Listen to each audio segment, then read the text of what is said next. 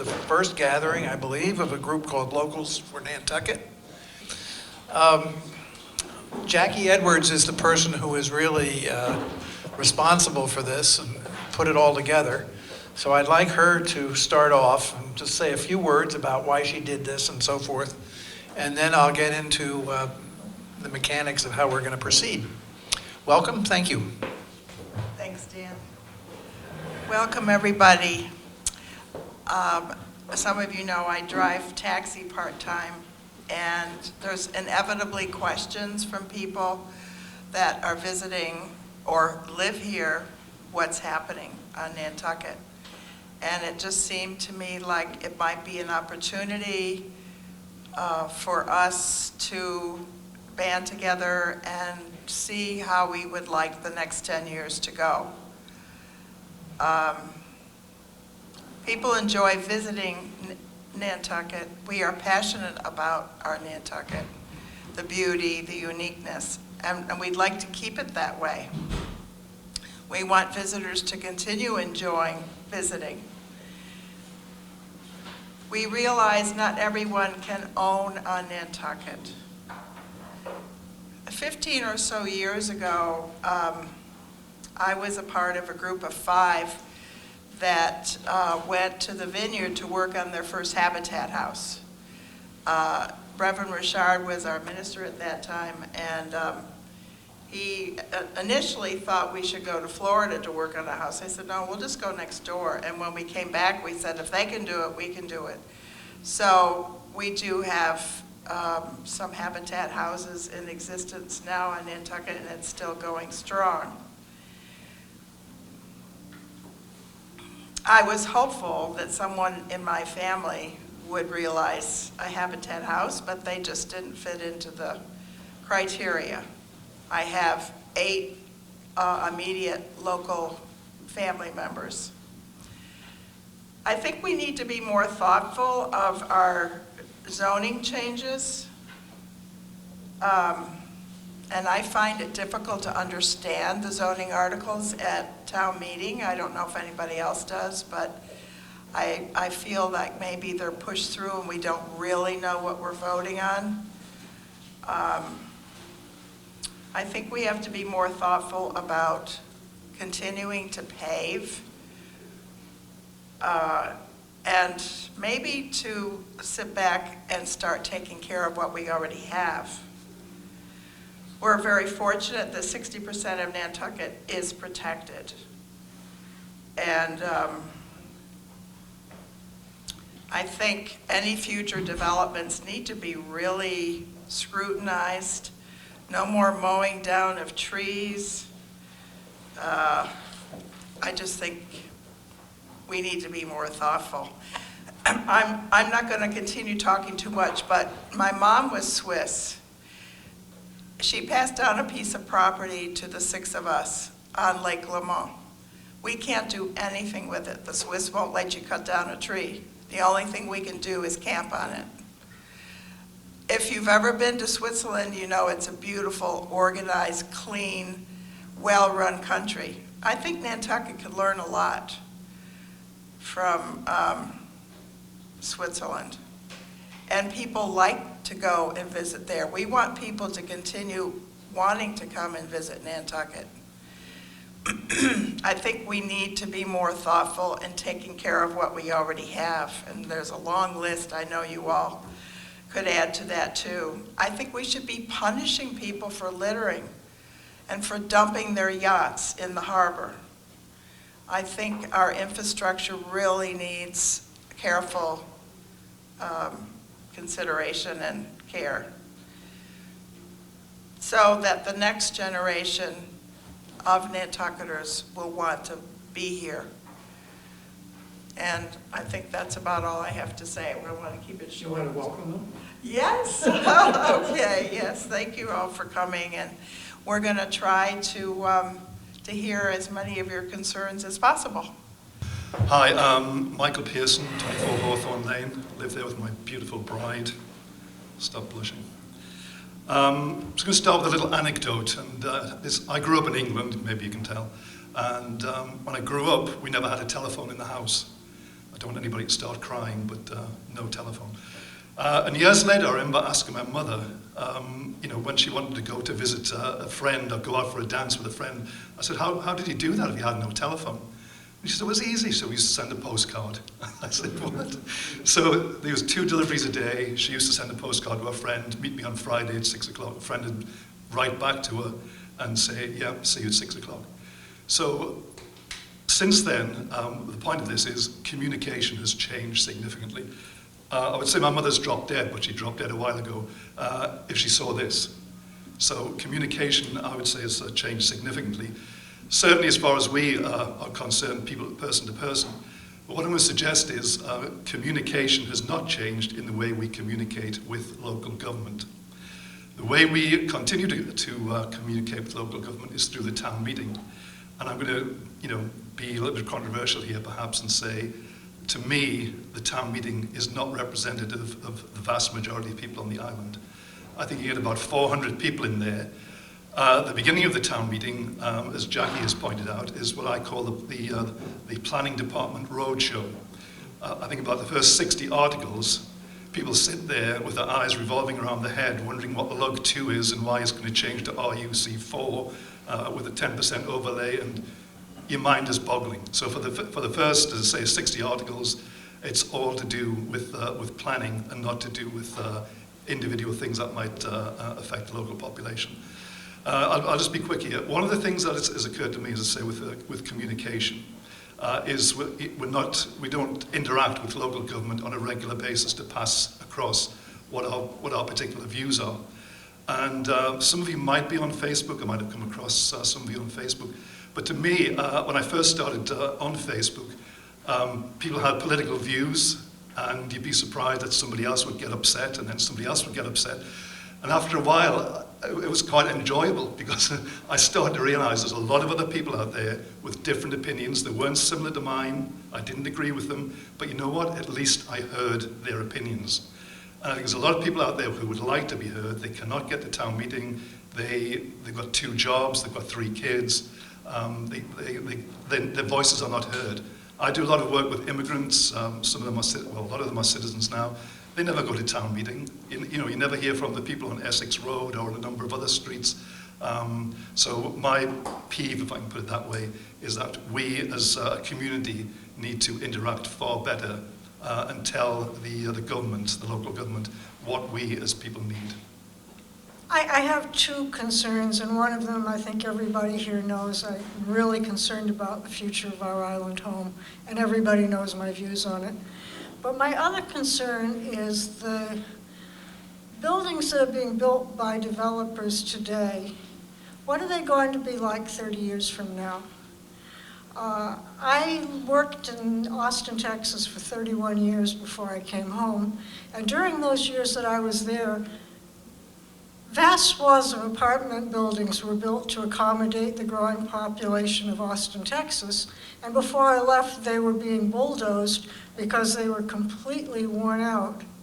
A lot of us live in houses that are 100 years old or older, and I once heard a developer say Nantucket houses are overbuilt, and I thought to myself, yes, that's why we still have them. But buildings that are being built, for instance, on Old South Road this coming year, what will they be like 25 or 30 years from now? And are we going to have simply areas of ecological devastation? I think that's something we haven't given enough thought about as we've permitted this to go forward. Hi, my name is Mary Longacre, and I'll follow Fran. I have 2 things. One kind of grows out of the other and is similar to what Fran is saying. The first one for me is that our 20th century history is really not being preserved and valued in the same way that our 19th or 18th or 17th century history is.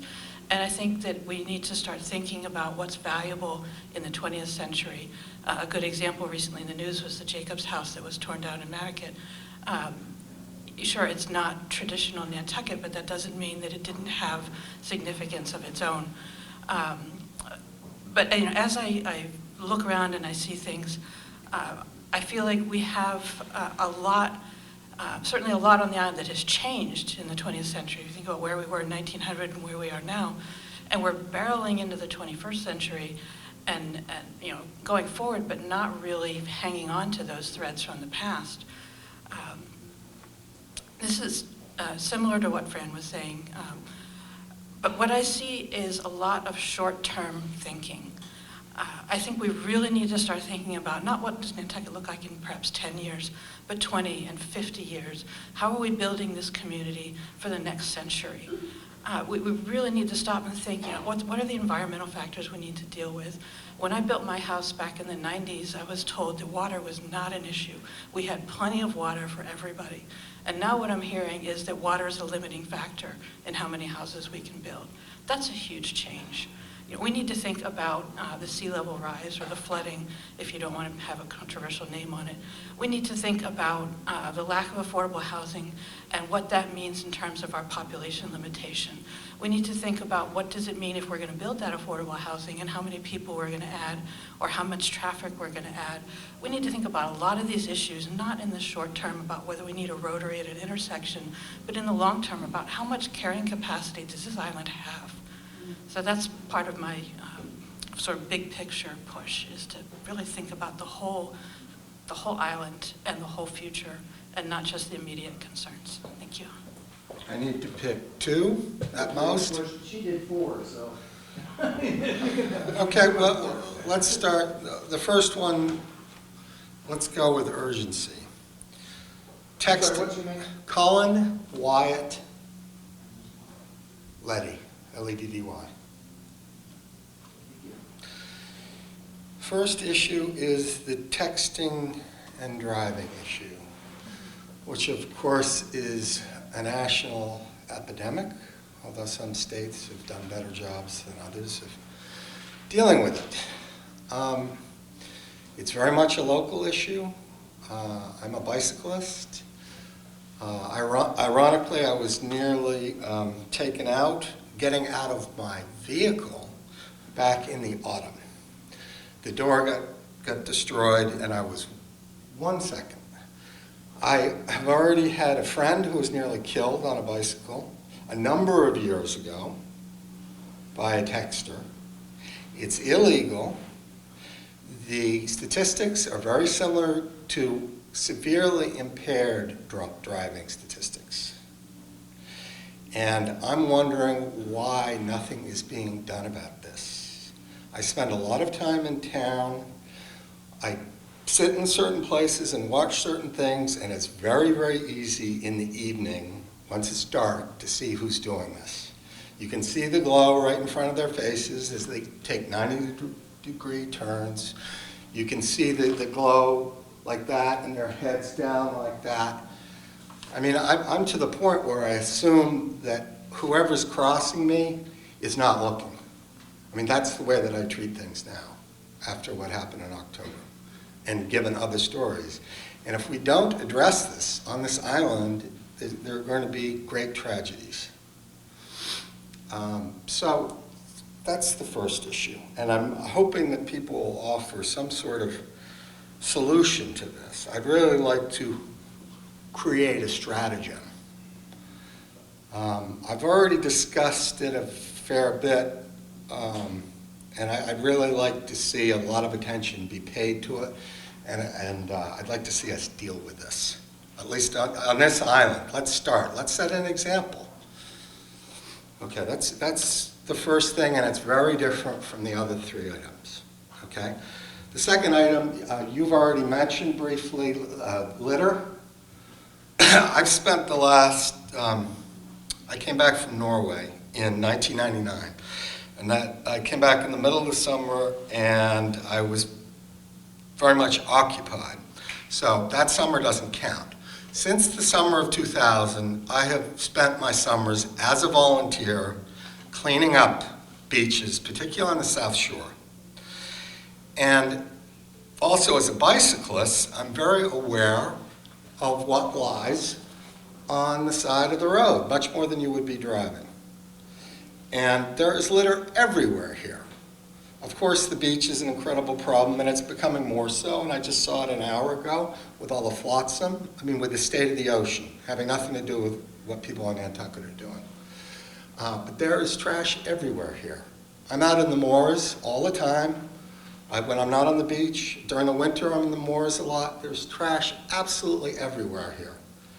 And something has got to be done. I totally agree about enforcement, but it's going to be, we have to create a stratagem for that as well. Because environmental police they would need so much help. And I mean, fortunately, we have some postings. I mean, the state highway, that's a big fine. There's some other signs. I've never heard of anybody being caught doing this. I see things, some of it is inadvertent, a lot of it may be inadvertent. I see things blow out of trucks all the time that are right in front of me. I also see people throw things out. And I honk at them and sometimes, or try to remember who they are so that I can talk to them if I see them again.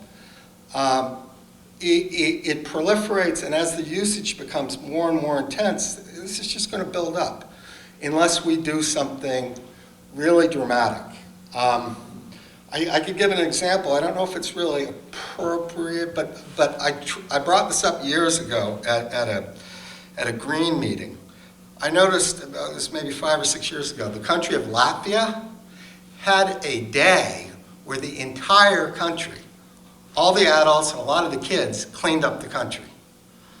Now, of course, they were picking up stuff from World War II. They were going back through decades, but they did it as a national thing. And I would just like to see a lot more people active in cleaning up. I would like to see people pay more taxes so that there are more people working for the DPW to clean things up. I'd like to see much more volunteerism. I love the clean team, but the clean team is once a week hitting a place, and it's beautiful. But a week later, you're right back to it, and then they don't rotate through again for months and months and months. So, I don't want to be too long-winded. I have much more to say about this, but I'll stop at that and maybe continue at dinner or in conversation. 2 more issues. Healthcare. There are a number, I'm not going to be specific. If somebody wants me to be specific, I will be, but I'd rather be circumspect. Let's just talk about the issue now. Right. Within the healthcare community here, it seems that in certain aspects, there's not very much taking of insurance. In some cases, not taking any form of health insurance. In some cases, not taking certain forms. But there are cases where no health insurance is accepted. I remember a time not long ago when people were either able to use health insurance, or if they weren't financially eligible, there was a sliding scale for a lot of healthcare services. And what I'm seeing here in one place after another with private healthcare practitioners here is people charging $100, $120 an hour, no sliding scales, no insurance, and it's leaving not everybody here has a boutique business or a large business. And it works when everybody has a boutique business and people are just bartering in essence. Okay, so if it's $100 an hour, you're also making a lot of money and you're selling a lot of things, and it all works out. Not to mention living from the rest of the country, okay, from the ultra-rich. Okay, so that's healthcare. I would like to see some sort of a solution to this issue. It's affecting a fair minority of people on this island who are not able to get services at all, let alone truncated services. They have to make the choice. They just have to put it aside. Okay, 4th issue.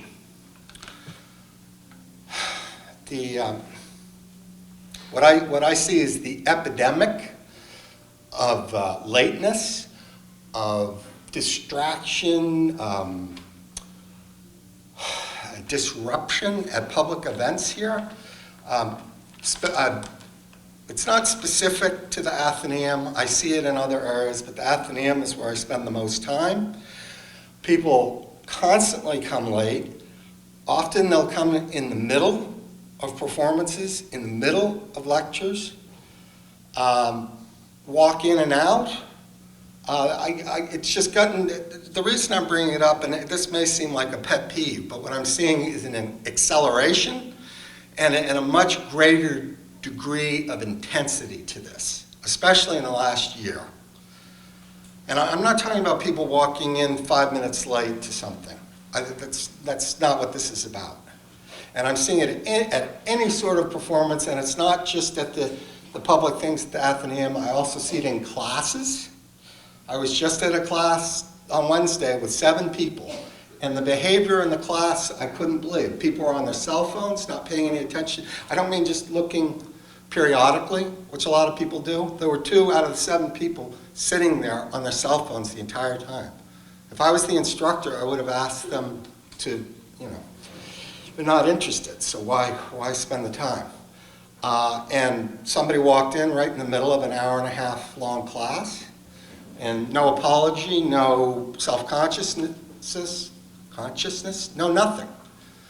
And I see people walk out of things too. That's a little bit different. Maybe people have really good reasons, but there's never an apology or any body language that somebody is self-conscious about it or feels bad about it.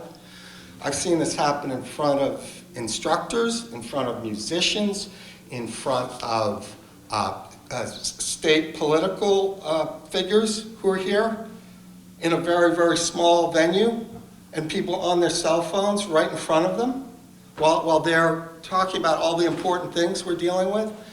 So, I mean, I'm trying to cut this short. I'm trying to wrap it up. I would just like to see more consciousness, more awareness, and something done about it. How you doing? Clifford Williams. It's great to see a lot of people feel like maybe they're not represented, or maybe it's not great. But, this year we have an Article 62, that's going to bring some relief, hopefully, a special counsel. And I didn't put together the article, but it was sponsored by my sister, and hopefully it can allow people who feel like they've complained to the town, gotten nowhere. Why don't you describe it a little better, Cliff? Very quickly. Basically, I'm on the Finance Committee. I've been on the Finance Committee for 8 years. We had a board put together to inspect the airport. And after working with the Attorney General and other people, it was determined that what was going on out there 8 years ago, 7 years ago, was unlawful. But I was met with a lot of pushback during that time. And it came to pass that things at the airport weren't being conducted the way they should be. So I didn't get the same respect. I think a lot of people feel they don't get the same respect. They don't know where to go. They get frustrated. So You're talking about kind of an ombudsman type of thing? well, creating a special counsel with it, if you read the article, where it's a board of elected 5 people, and if you feel you've come to an impasse with the town, you can go in front of this board and, just like this, maybe get somewhere with your complaints. Obviously, we're governed by the charter, and we're supposed to represent the taxpayers and the citizens of the town of Nantucket. We'd always feel that we're being supported. So hopefully, I didn't support this article. Like I said, I try to distance myself from it because I've complained enough. So hopefully, I just wanted to bring attention to it. My name is Joe Aguirre, and as a matter of full disclosure, I'd like to let you know that I'm the president of the Nantucket Center for Elder Affairs Board of Directors. I'm speaking today, though, on behalf of myself, not on behalf of that board. I'm not going to offer any complaints. I'm going to offer some suggestions. Our board authorized a survey just recently in the community relative to the needs of senior citizens. And I think that report, if it is not addressed in terms of the specific items on it, will just be a waste of $15,000. We didn't pay the $15,000. We were fortunate enough to get a grant which paid for that, but our group commissioned the study. I think in Nantucket we have to look at every decision related to every single aspect of the citizens in the community. I've been blessed to work with really young children, older children, teenagers, and seniors. And I think when decisions are made for one group, it ought to be looked at in terms of decisions for another group. For example, I think real proud of the high school here because I think they provide needs for all the youngsters to attend that school, whether it be academic or whether it be athletic. They have a unique way of doing it. If some youngster expresses to them that they have a need or an interest in a specific sport, what they do is they call that a club, they see how it works out, and then they bring it into the program. And I think in terms of dealing with other populations, we can do the same as well. For example, now my emphasis obviously on senior citizens. Senior citizen, elderly, old people, whatever you want to call them, regardless of what it is a very unique population. There are seniors that you would look at and given 10 guesses, you would never guess their age because of their fitness, because of their motivation, because of their interest, and because of their energy. On the other hand, there are other seniors who desperately need help from the community. We're probably the population that has the largest number of people with dementia. Within the study, there are a couple of suggestions there that I think ought to be looked at very, very closely by the entire community. One is a simple thing such as a memory cafe where caregivers and the people they are taking care of come in and express thoughts and memories and so forth and have a social experience. That item, which is in this document, can be done immediately. It just takes somebody to take up the mantle and plan to do it and put it into effect. It doesn't have to be our organization. It doesn't have to be the Council on Aging. It doesn't have to be the town. It could be any specific person who wishes to do it.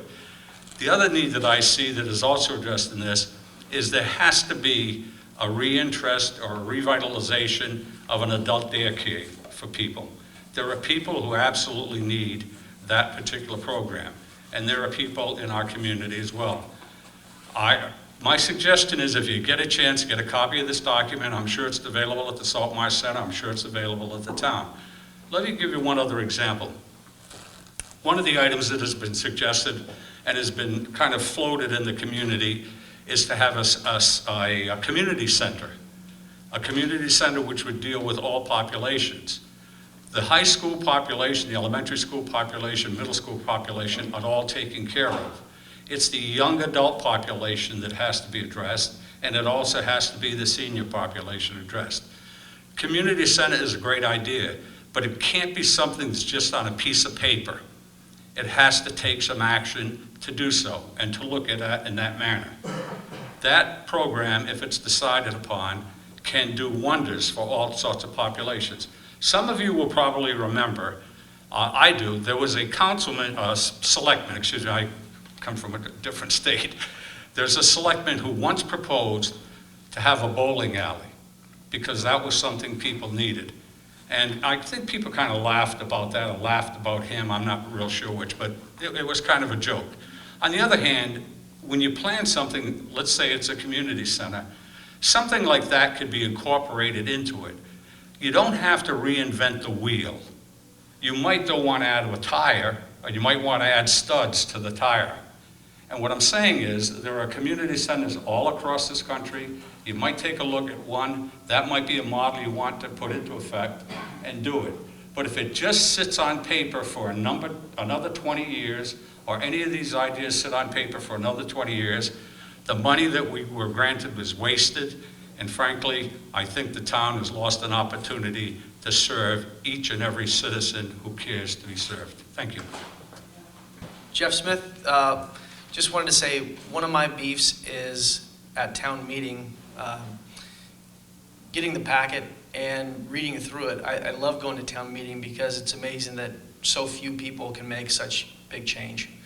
And I encourage everybody to go, but a lot of people that I try to encourage don't end up showing up. So I'd love to discuss how we can get more people involved. But most importantly, when I get that packet, it's hard for me to understand everything in there, and it's legalese. And Jason Bridges did a great job with the sewer system. I don't know if you guys saw that video on Facebook, but he dumbed it down for people like me to understand what the heck's going on.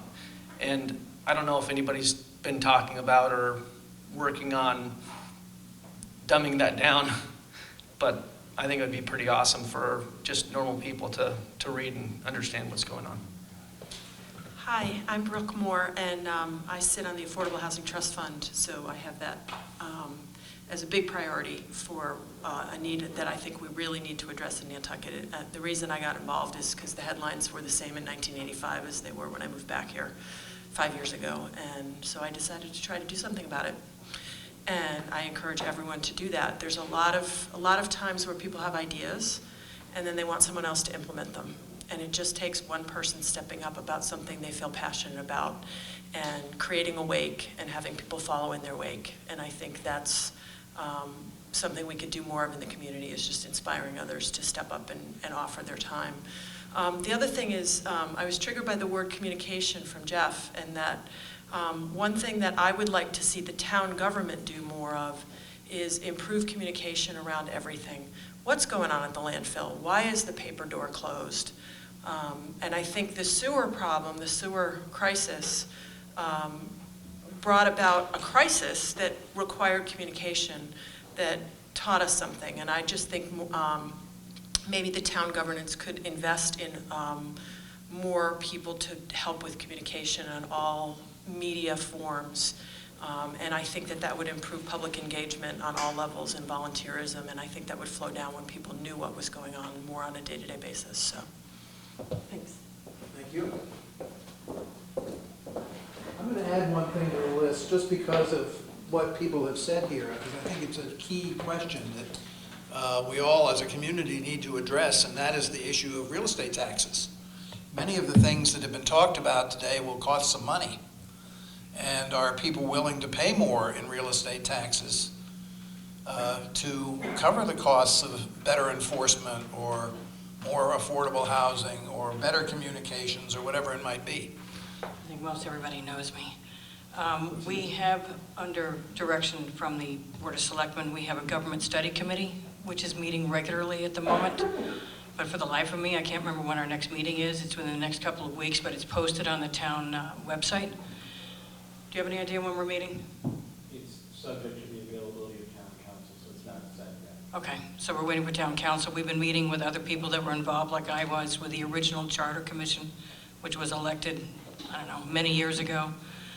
And we're required to sort of update or take a look at the charter, both the county and the town charter, every so often.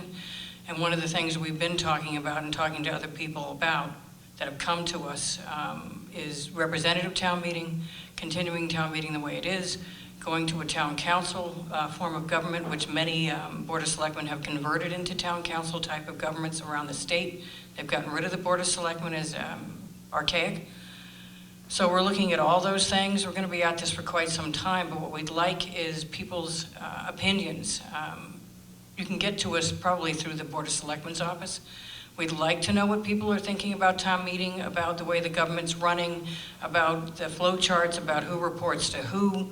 We want to hear from the public. We don't have a lot of public input at the moment, and I expect that we'll have to, Tucker, revisit this, how to get the word out to the public, that we want your opinions and put a way for you to give us your opinions. But right now, we're sort of in the initial stages of looking at the charter one piece at a time. So please make your comments known.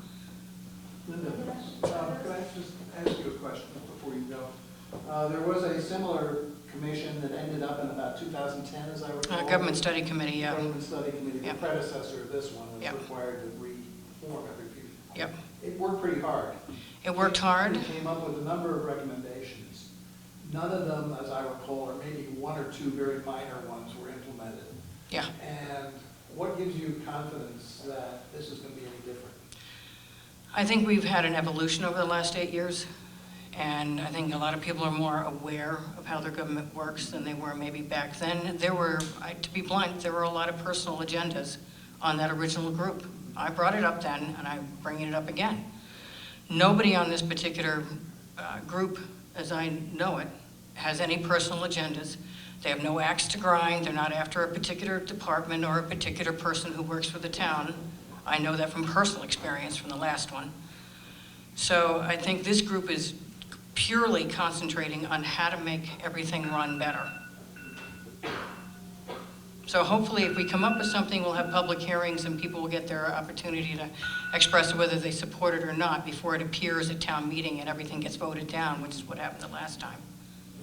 Thank you. Are your meetings open meetings? Oh, yeah. Or you just- They're so open everyone meetings. can come to the meetings that you're having? Absolutely, and we'd like people to come. Right now, we're a pretty small insulated group because it meets during the day, usually at 1:30, I think, Tucker, or whenever we can meet. But they are open. But it has to be, town council has to be there? No, we want to hear from town council at this particular meeting. We had Suzanne Kennedy, who was a former town administrator. We had Jack Gardner. Who else have we had? There have been. There have been various people that have come to speak to us so we can hear their perspective, and people that have been involved, like I was with the original charter commission. I'm the only one on the government study that was actually on the original charter when we instituted the charters. So there's some continuity. Who else is on? So, Tucker Holland, just add, if I'm on the commission with Linda. Rick Atherton, former Board of Selectmen member, Melissa Murphy, Penny Dye. Melissa just stepped down, so there is an open position. Oh, geez. Someone might be interested in. So breaking news, yes, we have an opening. John Brescher, and Christy, married name please, Linda. Well, Ferrantella, yes, Christy Ferrantella, and I know I'm overlooking one member, which and you and me. Okay, there's 7 of us on the committee. We have been meeting monthly. The meetings are posted. They are open. And as Linda said, we definitely welcome public input. We have been going through what I would call the due diligence period. This is probably a 2-year exercise, so we're about 9 months into those 2 years. And coming up, we have several scheduled interviews, if you will, which will be the majority of the conversation at the next 3 meetings. But then it really is the intention to hold a public forum, if you will, and begin to get input before we even start on recommendations. So to the extent that's helpful. Okay, let me just say something here. I don't recall, I didn't know it was back in existence. I know it was supposed to be, but I didn't know it was. And I don't recall reading anything in the newspaper about it, which is nobody's fault necessarily, except the newspaper's fault. But I think that, and Libby Gibson does a television interview every, I don't know whether she mentioned it in that or not, every couple of weeks with Gino. But this is the kind of thing that needs to be communicated. Putting it on the town website is not enough, because a lot of people don't know where to go, they don't know where to look. And my own personal view is that this is a good place to start in improving communications about what's going on. Sure, I believe it was part of the regular committee assignments or opportunities that were posted last spring. Yeah, but that's not what I'm talking about. I'm talking about, who's coming, when the meetings are, who's coming to talk at them. Because people might be interested in hearing what town council has to say. No, absolutely, yeah. So those certainly can be. I don't know what the answer is. I'm not suggesting there is an answer, but I think you get a lot greater acceptance of what the committee comes up with if you. Sure, and as mentioned, it's sort of been a due diligence period at this early part, but certainly we can have upcoming speakers posted for folks who are interested in coming here. Absolutely, no problem. I just think one of the problems the last time, I believe, was, and Linda, I don't know if you agree with me or not on this, was that it appeared that most of it was done behind closed doors. Yes. It wasn't, but it appeared that way. And it was that way. Well, these are You could disagree about that, but. These are posted meetings, and so I believe there were 11, 12 candidates who had raised their hand last spring to serve, and the Board of Selectmen therefore, reviewed all interest and made their appointments last June, I believe. Yeah. I'm just saying that, Yeah, getting it out there. absolutely. Thank you all for coming too. Everybody that I see here tonight is involved, is already comes to everything, or is already involved in conversations in Facebook and pays attention to a lot of things. But I want to try to shed some lights on things that I've seen in town meeting, things that we're trying to do now. I was public outreach manager for the town for 3 years, and it was really every time that I would try to find a new way to get more information out, it just never really worked. And social media is good for some people, and the paper's good for some, and notices that you tack up outside the town clerk's office is really good for others. I think we need to do more. One of the things I'm trying to do, I've been going to town meetings since maybe my 3rd or 4th year when I came to the island. I was fascinated by it. We don't have that in Indiana. Everybody, even the smallest town, is a mayor. Nobody gets to stand up and talk like that. So I was fascinated. I remember Finn Murphy battling everybody back in 2004. It was great. And so I've been going ever since. And so I'm working with NCTV 18 with one of the problems that I see to try to get more people to come, is what you said, Jeff, and I think you started off with communication, is you look at the warrant. It doesn't matter if there was 30 articles or there's 130, it doesn't make sense. It's confusing how to understand home rule petitions and zoning and real estate and the first 10 articles that are always there. It's confusing. So I'm working with NCTV 18 to try to break it down into a really understandable way.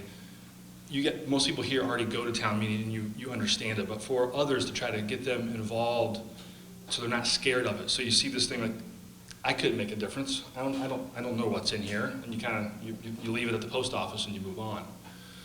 So trying to work with Maria Partida, my goal is to get 10 people from the Hispanic community and Bulgarian, people who've never been to town meeting, to come. Trying to get the high schoolers to come at age 17 and see how cool it is. I'm trying to get the juniors and seniors to come to Board of Selectmen meeting and talk about something at the very beginning of public comment, and to show them that they can sway a board and start a movement. It really can happen. Carl, how do you say his last name? Borchett came in public comment and talked about the environment and things that he thought we should do.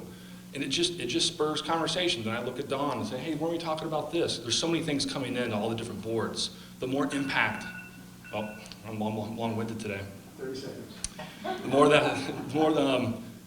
that people can get involved, it does change. So I guess 2 things. I'm trying to find more ways to get out the information, and I'm trying to find more ways to get people involved and get people registered, because when the community was rising up and saying we need better water quality, they put pressure on the board, and then that board went and said, okay, we're going to fund 2 new positions, we're going to redo the hatchery, we're going to do things with fertilizer, and that all came from the community, and it pushed through. So I mean, I've seen things where it happens. So everything that we're talking about can change. And I'd love to talk to you about the litter thing, because my 3 minutes is up. So I've been doing Clean Team for a while, but we can expand that with public and private. So thank you. A quick question for Jason while it's up there. Sure. So you were the public information officer. Has that position been filled? Yep. Somebody? Yep. I haven't seen anything. Yep, Florencia is now doing it. She was already working in town admin, and she moved into that position. So what avenues are they using to get the word out? Because my perception is that there isn't any word going out. That the sewer thing was a great example. Mm-hmm.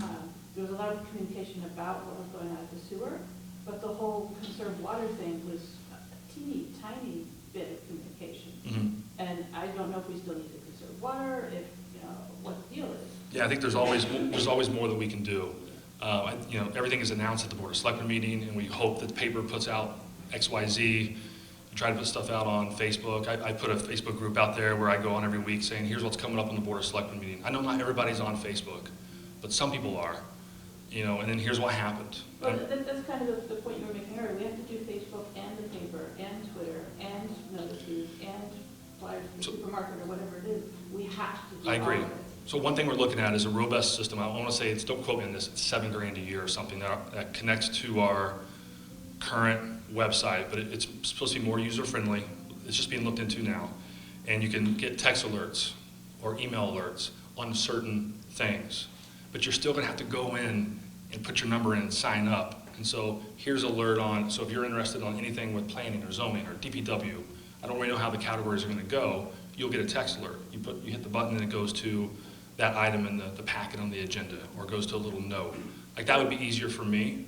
Respectfully, Yeah. I get emailers from the town about meetings and about notices. I have to click on the link, Mhm. which then has basically the texted alert and another link that I have to click on, which goes somewhere else. Mhm. But if I try and find that story by going directly to the website, I can't find it. I know, it's- Even using the search function. It's I giant. can't find it. So when we redid the website, the developer laughed at us.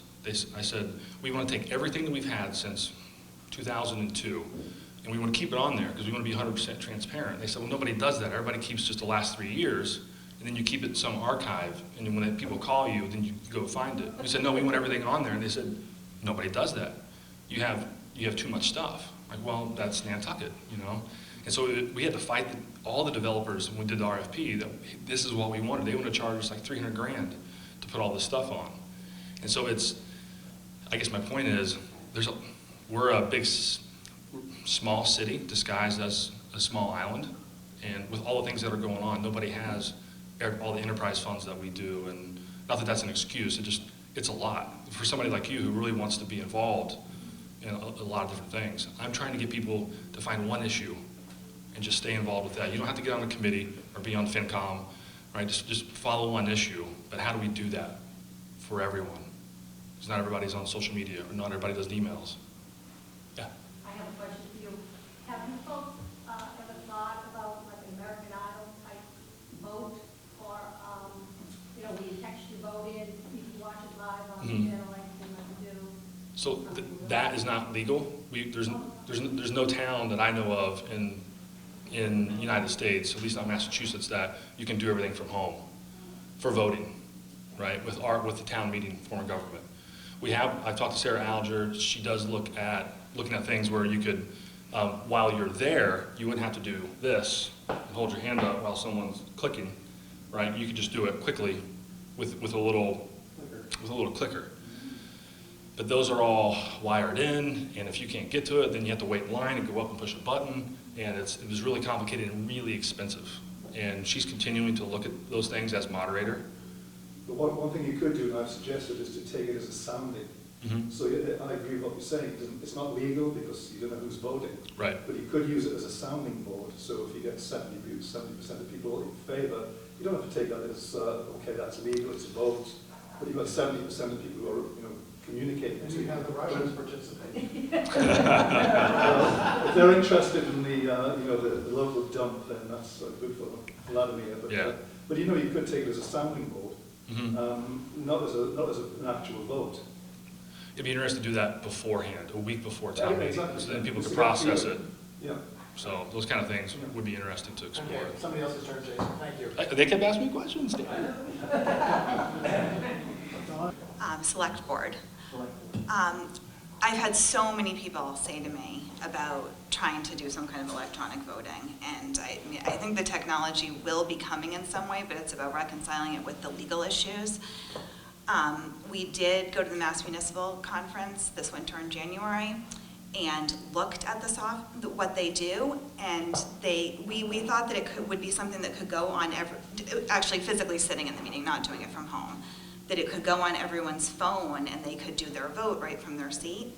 But unfortunately, the technology is not there yet. What they were trying to sell is an iPad that sits at the front of the room, a number of them, but it would take longer than our current process for each person to get out of their seat, walk up, and institute their vote. So it's just very unfortunately not there yet. And what most communities are doing with growing populations is they're going to a representative form of town government where you elect someone to vote, to do a voting block. I see a lot of pros and cons for that for Nantucket. I think that people would really miss being able to have their individual voice heard.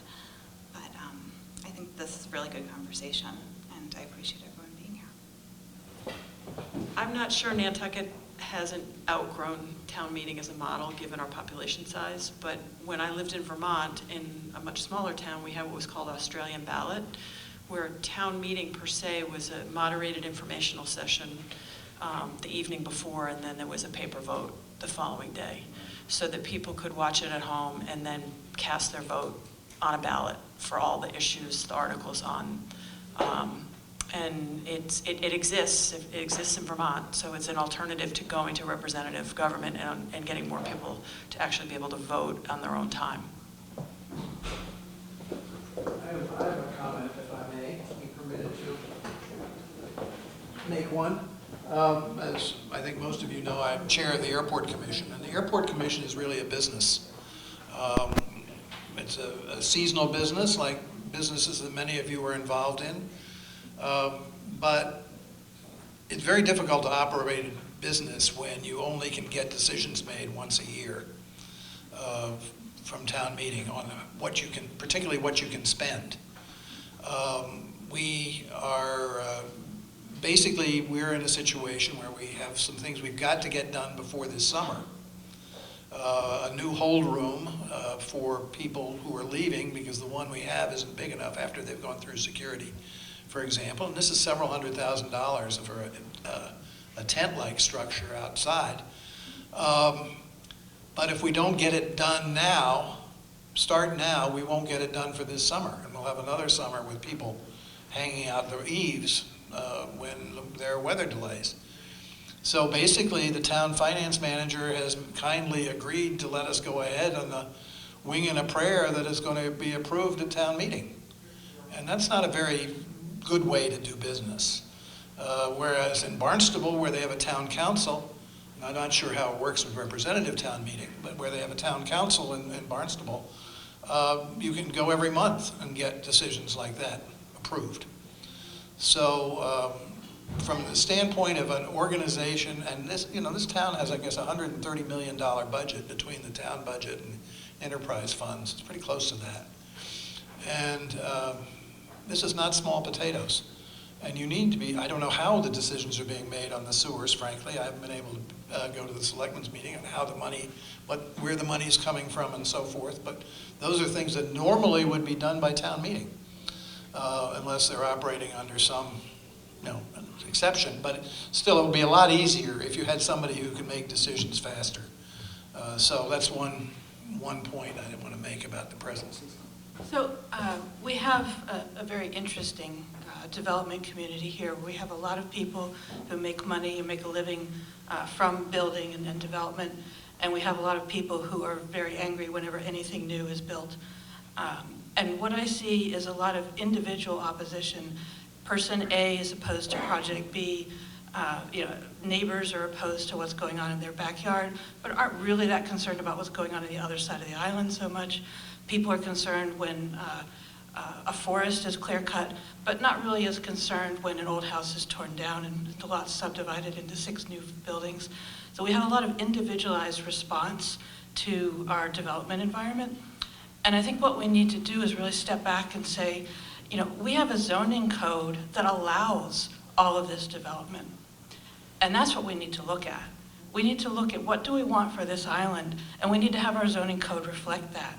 And so if you're opposed to one project, you can't really say that you are thinking of the needs of the island. You're really thinking about what's going on in your backyard for the most point. So it needs to be made more clear to people. I think people do understand in sort of a conceptual basis, but they haven't really thought about it. The build out that is allowed under our current zoning allows for a lot more houses to be built. And that's going to have an impact on the traffic and the utilities and everything else that's going on here. If we're going to start to address those concerns, we need to start with the zoning code and say, what do we want as the ultimate carrying capacity for this island? We need to implement zoning that reflects that, but at the same time, we also have to say, what are going to be the unintended consequences? Because there are a lot of things that are triggered by the population, by the number of houses, by the building. I remember that when there was a building cap, what happened was that we didn't have so many new buildings, but we tore down or renovated to within an inch of their lives a lot of old ones. And so we lost a lot of history that way. This is one of the points that I make about needing the long-term thinking, needing the big picture thinking. It's not enough to oppose one development. We really have to think about what's going on in the whole realm of building and development on this island and how it affects our community in all of these different ways. Just as you have the NIMBY phenomenon, which you just described, not in my backyard, there's a lot of that on the island. There's a lot of that everywhere. Parallel to that, you're dealing with individual moneyed interests. And trying to address that by following principles, abstractions, maybe a very enlightened philosophy is going to be very, very difficult to do. There's more and more pressure here, and to me it's much like the erosion that we see at the beach. You're dealing with, there's more and more money coming in, and you don't know whether people are particularly interested in being here, let alone what's going to happen in even the near future, let alone the mid to distant future. I'm sorry, I'm a talker, but I spoke on the topic I hadn't brought up, and I have to speak on the one I did bring up. There are people suffering. Our community suffering, businesses are suffering. There's a lot of distress because of affordable housing, lack of affordable housing. I want a community that is socioeconomically diverse, and if we don't create housing, we will lose that. We'll have a commuter town. And what I love about Nantucket is that people at all job levels can live here and be part of our community, and I want to support that any way I can, and that's my 2 cents. Look, it's a tough place to live because I say when I go on Dan's show, I think I said this one time, when we're at full throttle, which we are right now, the rest of the country might be down in the 3/4, maybe even a half throttle. 2008, I heard somebody say this to me recently, it was actually a pretty good comment, it actually fits this diverse group of people we have here. Man, when the recession was on, it was perfect here. See? So, do we want the rest of the country to be in a recession? So we're doing like 3/4 throttle? Like, it's weird. Like, we don't drive standards anymore. I don't know what gear we're in all the time, but in let's see now. I always use this little comment about the Cessnas. When's the last time you heard anyone complain about airplane noise? I'm really sorry, Dan. We're not trying to bring up planes to do with the airport. I'm talking about growth. Everybody was flying to Nantucket, zipping over at Squam, zoom, zoom, there's planes all the time. Now you can look out your window. Only planes I ever hear are the ones that fly to Europe. You don't live in Surfside. The ones that fly to Europe. You can hear them. You don't live in Surfside. Well, you know what I mean. It's not like it was. I made another public comment recently that I don't mind saying now. I was a little nervous when I kind of said it. The people that come on the boat don't need a house, meaning to work here. Because you get a lot of complaints about too many people coming to work here, they're not buying lunch, or they're not spending any money here. Then I just heard this lady say, it was Colin that actually said the money coming in. About 20 years ago, all we were complaining about is the money's leaving. Money was never leaving, it's been landing here. We just didn't realize that when people invest in the island, whether it's the Graydon House or something 30 years ago, that money is here now from somewhere else. So we weren't really putting that piece together during the late 90s when we were trying to limit cars. Right? That's how I got involved with the town. First thing I said is, who goes first? Who gets to say whose car doesn't come here? Like, how do you do that? Well, now we're talking about too many people. I didn't know that was going to ever come up, and now that's the new car is now with people. I get labeled pro-growth. If you read my letter last week and the 2 weeks before that, I'm trying to bring out the good news of Nantucket is conservation is incredible. We were giving land away for free because it wasn't worth anything 50 years ago. 1 acre lot in Tom Nevers was $5,000, 1965. Front page, I&M, look it up. So people are just giving it away. Then came the land bank when it started to, $40,000 for 2 acres out at Prawn subdivision, I think it was in 1980. Boy, that's a lot of money. Now it would be $1 million more. So If we weren't buying the land in 1985 when Land Bank was created in 84, we have that much more private land on the, in our percentages. So when this lady just mentioned what's allowed to be built in our zoning, this is really important. This is where the rubber meets the road. I don't know if we're the planning board at town meeting is, we have a lot of articles because there was never any before 2006 to change zoning. Zoning hasn't really changed much until about 11 years ago. And when zoning came in, it was who you were, okay? The Birchells, the Marbles, the Glowackies, the Donald McDonalds, the Reeses, the people that owned the land that were involved with the town got the zoning that you see in those areas called RC, which is basically no zoning. You can do anything.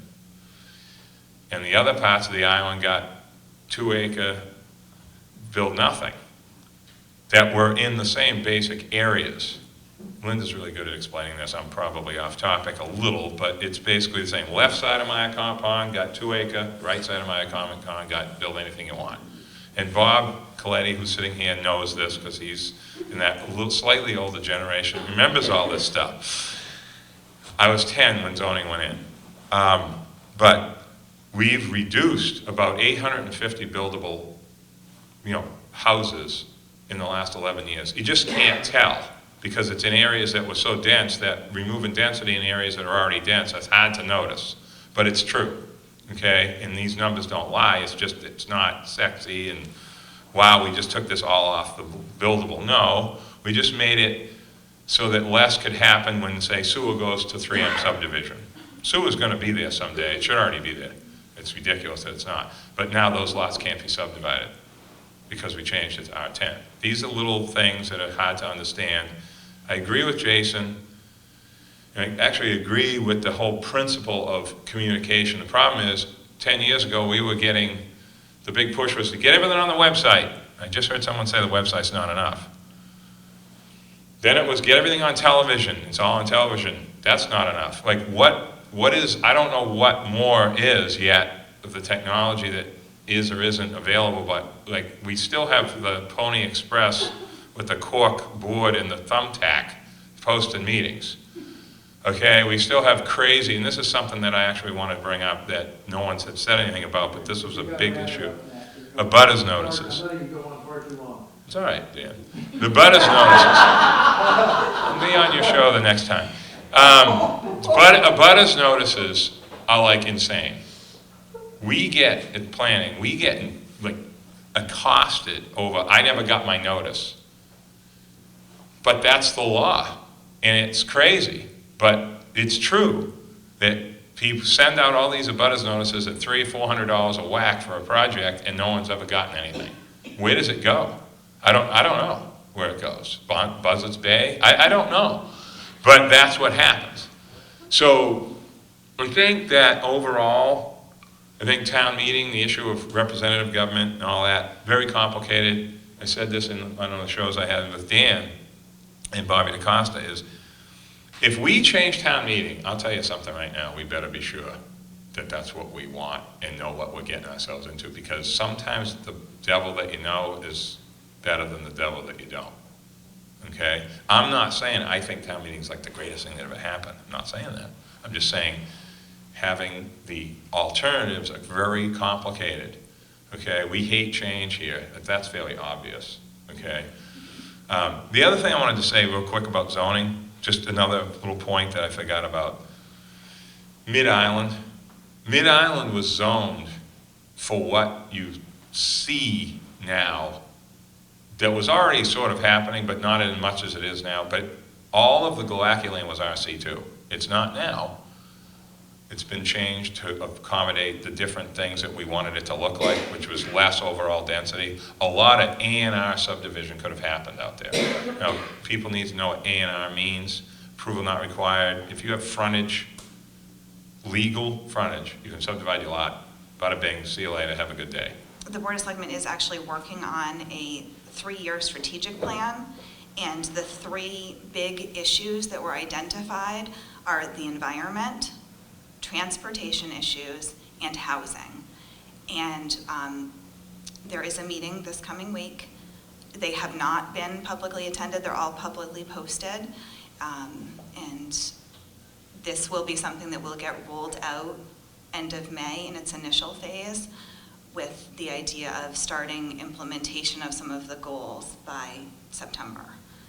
And I just thought that everyone should know about that, because I hear about a lot of things, but just hearing that you didn't know that the government study had been reorganized, take the opportunity to do the public outreach. The Planning Commission is undertaking a review of the master plan, which was voted in some years ago. You're required to update it.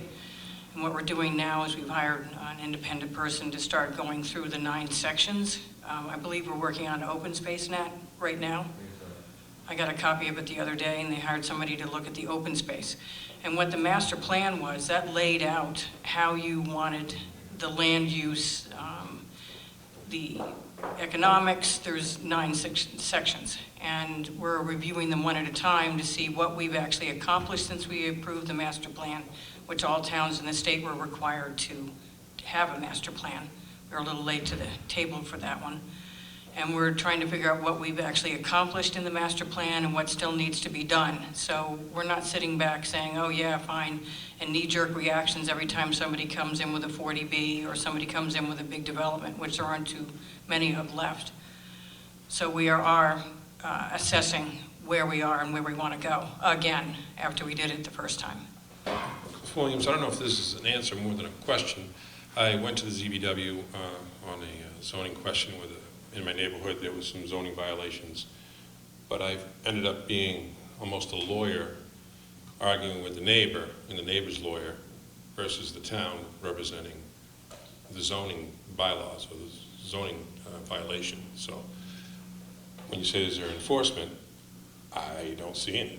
So that's a big problem that I see, at least with some zoning violations where someone's maybe doing something commercially in a residential neighborhood. So it seems like, if I was some little old lady that didn't know any better, not to pick on little old ladies, but I would have been crushed that day if I didn't have my information and I couldn't cite the bylaws, and Google wasn't invented so I could be a Monday morning quarterback. But anyhow, that's one of the biggest things I think when it comes to zoning and enforcement.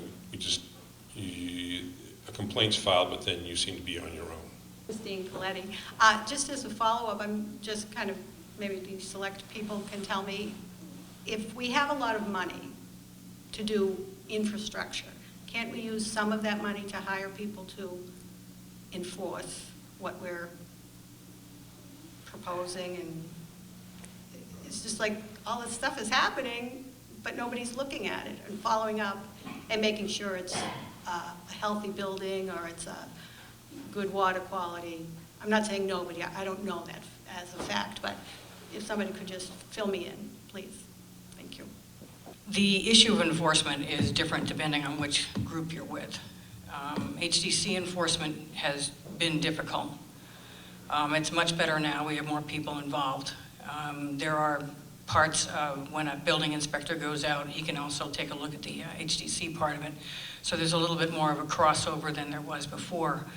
The zoning enforcement is resting with one person, but we redid some of the protocols, and it could be a few more people can do enforcement. So it's not something that the Plus department is not critically aware of.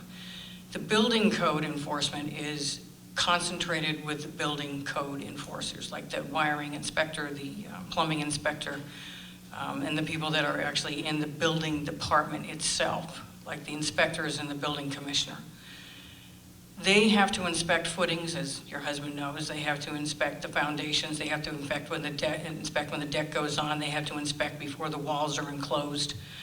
There's various inspections that must occur. If you look at the back of a building permit, there's maybe 10 or 12 spaces that have to be filled in, rough, and a lot of them. So if they go out and the building inspector finds that you're building to code, no matter how shoddy it is, given vis-a-vis the roofs that flew off with no icing or tar paper underneath the roof shingles, they don't necessarily check for that. They check for the insulation, they check for everything on the inside, they check for the structural integrity. Stupidity, you can't legislate out all stupidity. or off-island guys who aren't used to the fact that the wind doesn't just lightly blow here. It blows 80 miles an hour, gets under a shingle, whether it's a sidewall or roof, and pulls it right off if they use 1 or 2 nails, or if they use staples, or if they don't put anything underneath them. Or they use a cheap, lightweight shingle, which those apparently look like, if you could see what they look like when they blew off. They just flew off. I've got a huge roof. Nothing came off my roof. So there are varying degrees of inspections and enforcement depending on what your area of expertise is. The wetlands are usually somebody reports, somebody who fills in a wetland to the conservation, to Jeff Carlson, and he generally goes out within 24 hours to see what's happening. We rely for enforcement because there's so many remote areas that are not on the main roads, and most of the roads on Nantucket, actually a high percentage, are private roads or private ways. We rely on people, the enforcement arms, the building department in particular, plus department, who has most of the enforcement in that office. We rely on people to tell us or come in and make a formal complaint. A lot of people are afraid to make formal complaints because of retaliation from whatever source. So it is going to be a continuing problem. You can never get it all, but we do the best we can as far as the planning board, as far as enforcement of zoning, the ZBA. Could we do a better job with more people? We could do a better job, but still we're not going to get everything because you just can't get everything because so many things are remote. So it's going to be constantly a problem. We do the best we can. We could have 50 people and still not get it all. And more money is great.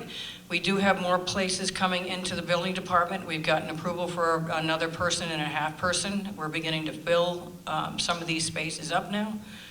We just need support to increase the budgets and get more people if that's possible. But you know, the town is under constraints and you have to deal with a union, creating positions. So it's not an easy process. You know, something just got brought up. I want everyone to, I got a little homework assignment, okay, for everyone. You're gonna get your warrant in the mail, the one that has the FinCom recommendations on it.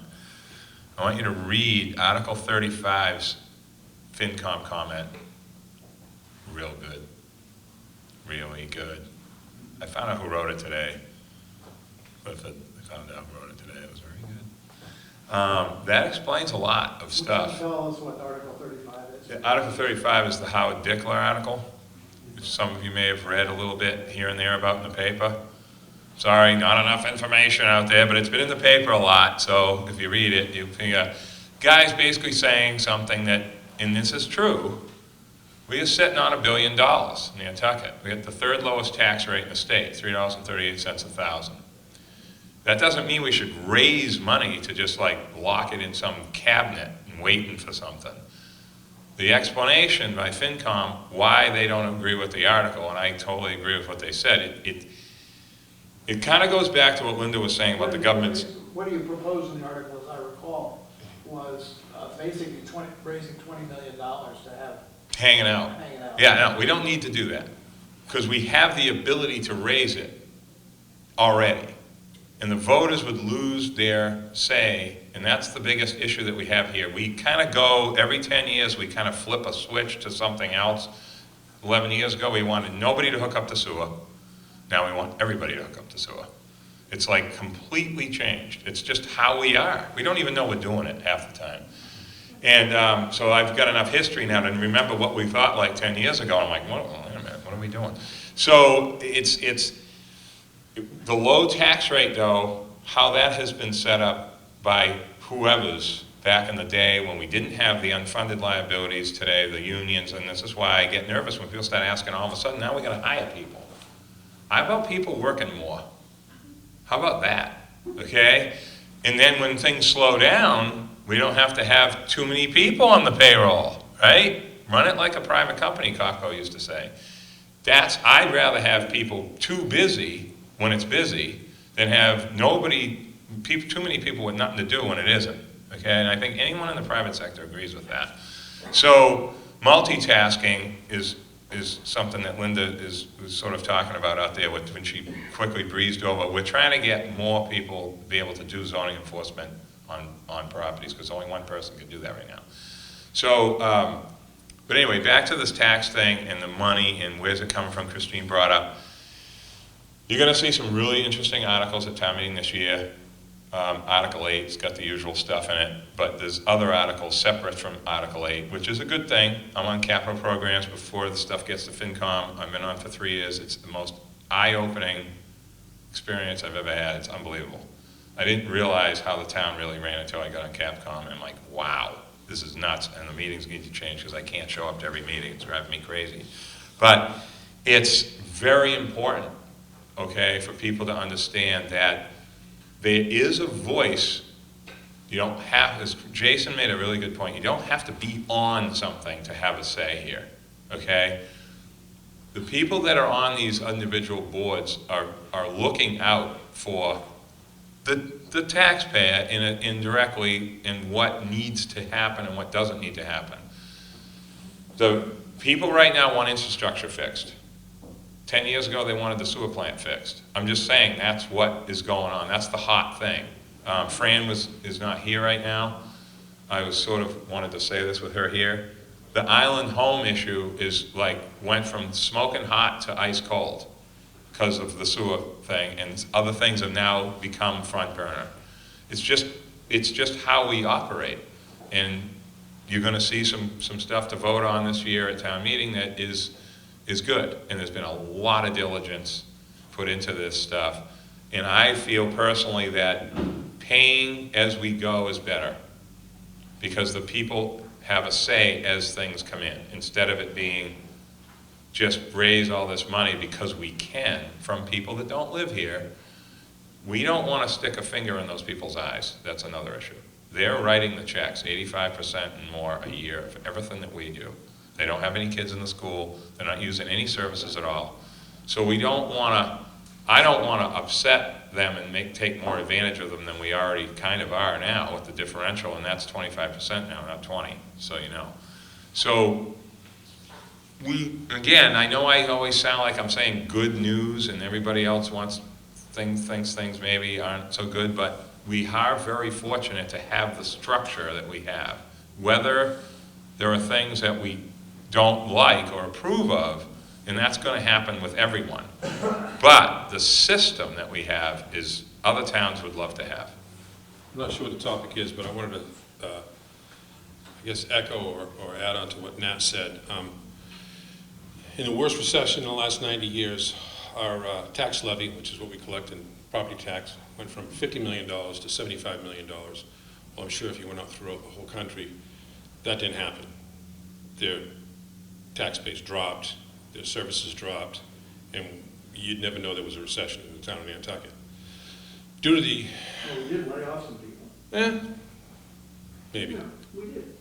Well, we did, but still, we're just fat with money, and the only reason that is because 2/3 of the houses aren't occupied, they don't have kids, and for other different reasons. But it comes down to things like OPEB. If people don't know what that is, that's other post-employee benefits, and under the general accounting rules, we don't have to report that. We owe about $88 million, $100 million this town does, just in that alone. But you don't know that as a taxpayer. It's just a can that gets kicked down the road. So we've got things like that. We've got a sewer system or force main that just blew up that was supposed to last 50 years, last 35. The best view in town isn't from Cliff Road, it's from the dump. If you've been out there lately, the hill's so high, I don't know what we're gonna do with things like that. So there's just huge issues in this town, and we're lucky that we have the kind of money we have. And when Mr. Dickler comes up with a article like that, I just look at all this money as one of those shows where somebody says, the lottery ruined my life, where they won the lottery and 10 years later they're broke. So no matter how much money we collect or how the ability we have to collect it, we have to be responsible, we have to live within a budget, and we have to be smart with our money. And you should have to beg for your money. You should have to beg for a new sewer pipe. You should have to, and without doing that, you're just gonna blow through your money, because I've learned from being on the finance committee, every year somebody shows up. And when I was first there, I kind of fell for it. We need this money, and oh boy, we're in big trouble, and you go, wow, we need to get this money. And then the next year, somebody else shows up with the same, and it might be a real concern. We need more money. And there's never, ever enough money. So you just have to say no once in a while. And you just have to write a tight ship. You know, I'd like a new car every year, but I'm not getting one. All right, thank you. Thanks. Yes, I've always felt that a drop-in community center would be really beneficial for Nantucket. We have a segment of our population that maybe doesn't work or has too much time on their hands and there's nothing and nowhere for them to go.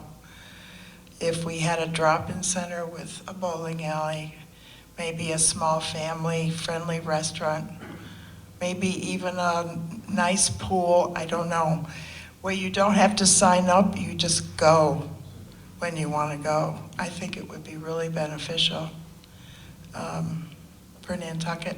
And I don't know that we would have a say to have it in town because that land belongs to 3 different individuals. But my wish list would be to put it in the center of town so these people are all part of what's going on in town. Thank you. I want to clarify something on this community center. A community center, as I see the concept, is to address all the people. The high school people and middle school people are addressed. I'm talking about young adults who could go somewhere, and seniors and all adults to this community center. It would operate on during the day it would be primarily for adults, during the evening it would probably be for young adults. This is a great concept, but for every decision you make, there's also a contrary decision. If you have a community center, it has to be something where it doesn't infringe upon private businesses. For example, there's one in Meredith, New Hampshire that's just outstanding.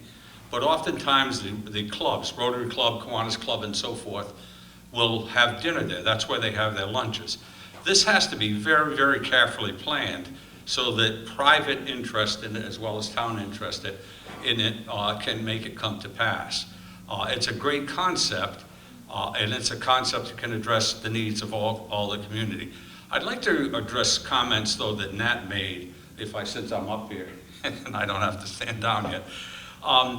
When we moved here in 1999, the 2 things that we heard the most of in the community was, it's impossible for people to stay here because of the lack of affordable housing. And that all of the kids most of the kids who graduate from Nantucket High School have to go elsewhere and can't stay in this area because they can't afford to live here. That's the first thing I heard. The other thing he's mentioned is in terms of this affordable housing and zoning and so forth and so on.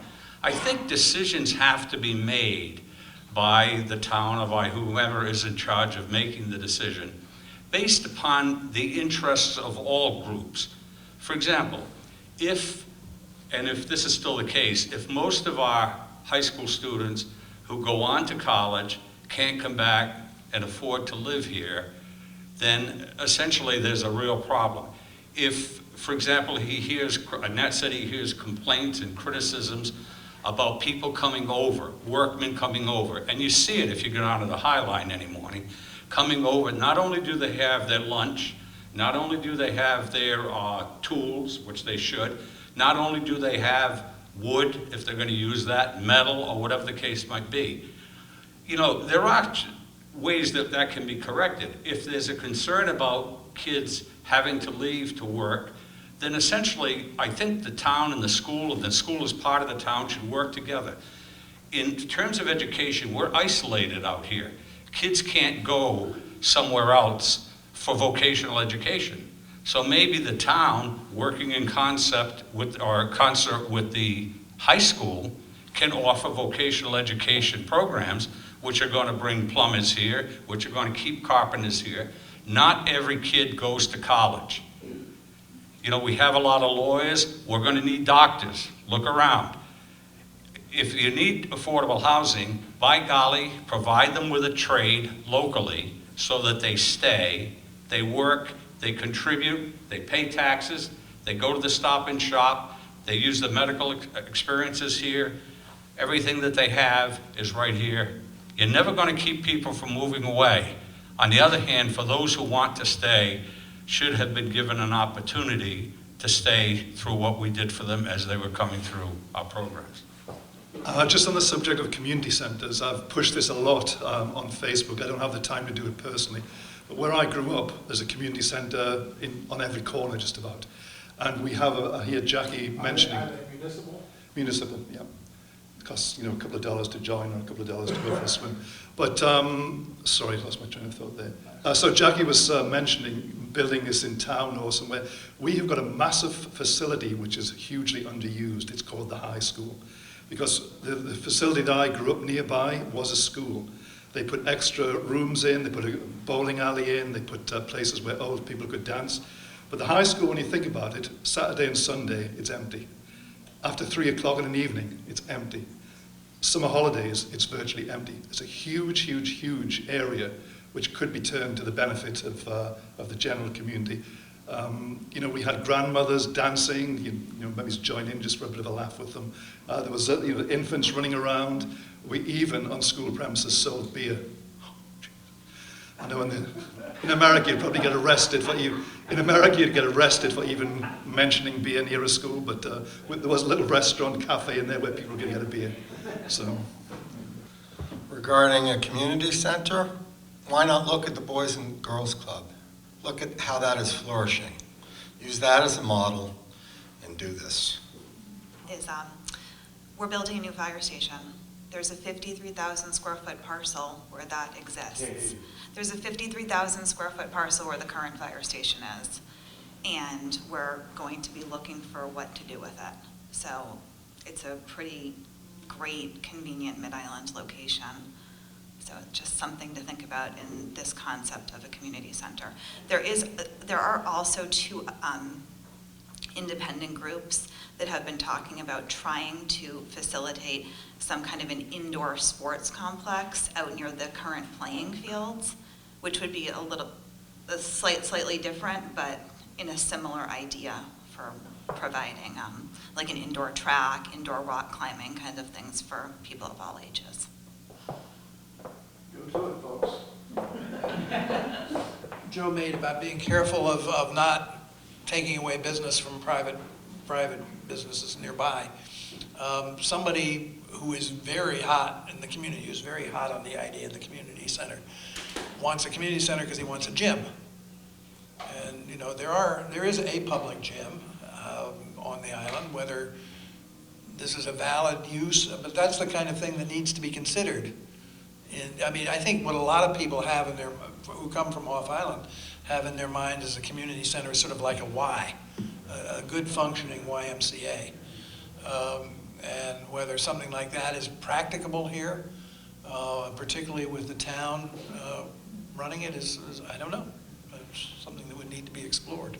I went and sat down with Alan on Friday to get an update on where they're at, and they're very close to being able to roll it out.